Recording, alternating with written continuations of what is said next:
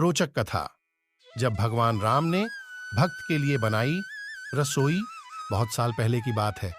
एक आलसी लेकिन भोला भाला युवक था, आनंद। दिन भर कोई काम नहीं करता, बस खाता ही रहता और सोए रहता। घर वालों ने कहा, चलो जाओ, निकलो घर से, कोई काम धाम करते नहीं हो, बस पड़े रहते हो। वह घर से निकलकर यूं ही भटकते हुए एक आश्रम पहुंचा। वहां उसने देखा कि एक गुरुजी हैं। उनके शिष्य कोई काम नहीं करते, बस मंदिर की पूजा करते हैं। उसने मन में सोचा, यह बढ़िया है, कोई काम धाम नहीं, बस पूजा ही तो करना है। गुरुजी के पास जाकर पूछा, क्या मैं यहां रह सकता हूं? गुरुजी बोले, हाँ हाँ, क्यों नहीं, लेकिन मैं कोई काम नहीं कर सकता हूं गुरुजी। कोई काम नहीं करना है, बस पूजा करना होगी। आनंद, ठीक है, वह तो मैं कर लूंगा। अब आनंद महाराज आश्रम में रहने लगे। ना कोई काम, ना कोई धाम, बस सारा दिन खाते रहो और प्रभु भक्ति में भजन गाते रहो। महीना भर हो गया। फिर एक दिन आई एकादशी। उसने रसोई में जाकर देखा, खाने की कोई तैयारी नहीं। उसने गुरुजी से पूछा, आज खाना नहीं बनेगा क्या? गुरुजी ने कहा, नहीं, आज तो एकादशी है, तुम्हारा भी उपवास है। उसने कहा, नहीं, अगर हमने उपवास कर लिया तो कल का दिन ही नहीं देख पाएंगे। हम नहीं कर सकते उपवास, हमें तो भूख लगती है। आपने पहले क्यों नहीं बताया? गुरुजी ने कहा, ठीक है, तुम ना करो उपवास, पर खाना भी तुम्हारे लिए कोई और नहीं बनाएगा, तुम खुद बना लो। मरता क्या ना करता गया रसोई में। गुरुजी फिर आए, देखो, अगर तुम खाना बना लो तो राम जी को भोग जरूर लगा लेना और नदी के उस पार जाकर बना लो रसोई। ठीक है। लकड़ी, आटा, तेल, घी, सब्जी लेकर आनंद महाराज चले गए। जैसा तैसा खाना भी बनाया।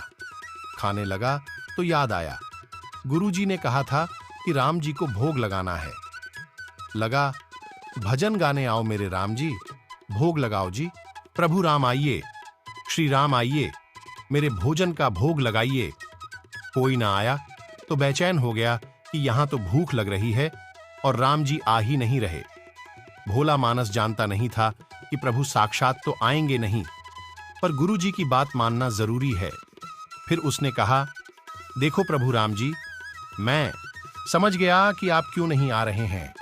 मैंने रूखा सूखा बनाया है और आपको तरमाल खाने की आदत है, इसलिए नहीं आ रहे हैं।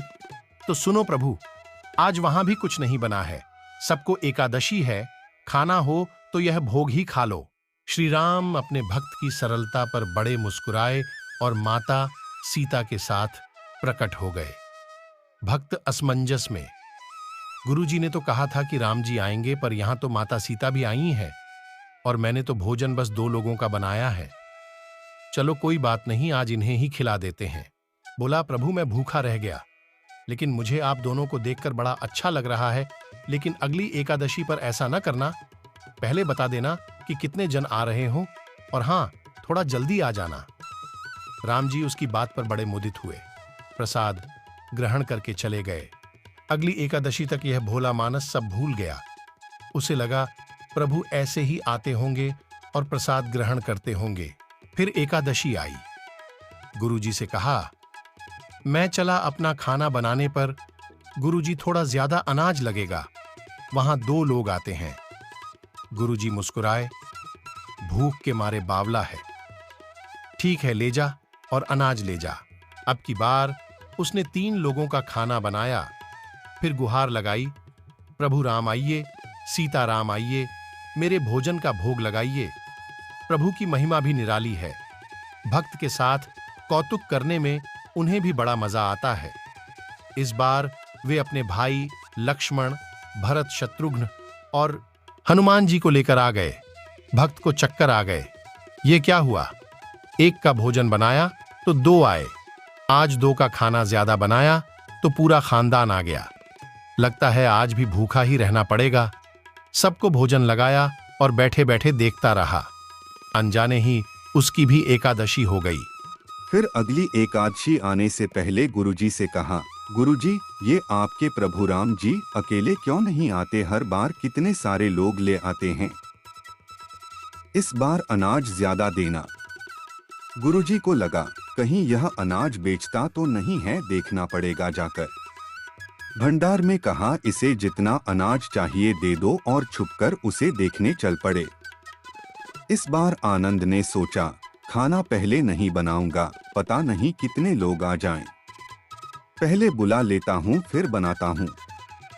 फिर टेर लगाई, प्रभु राम आइए, श्री राम आइए, मेरे भोजन का भोग लगाइए। सारा राम दरबार मौजूद। इस बार तो हनुमान जी भी साथ आए, लेकिन यह क्या प्रसाद तो तैयार ही नहीं है। भक्त ठहरा भोला भाला, बोला प्रभु इस बार मैंने खाना नहीं बनाया। प्रभु ने पूछा क्यों? बोला मुझे मिलेगा तो है नहीं, फिर क्या फायदा बनाने का, आप ही बना लो और खुद ही खा लो।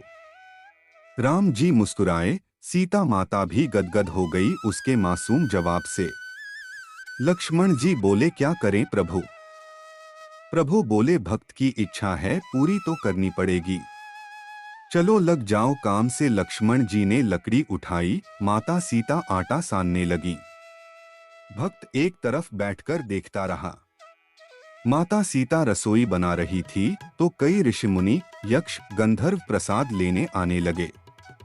इधर गुरुजी ने देखा खाना तो बना नहीं, भक्त एक कोने में बैठा है। पूछा बेटा क्या बात है, खाना क्यों नहीं बनाया?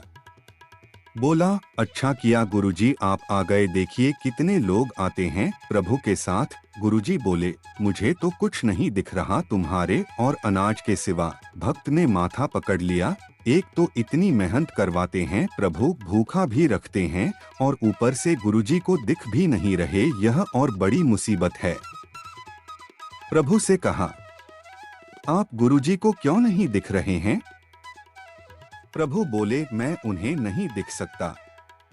बोला क्यों? वे तो बड़े पंडित हैं, ज्ञानी हैं, विद्वान हैं, उन्हें तो बहुत कुछ आता है, उनको क्यों नहीं दिखते आप?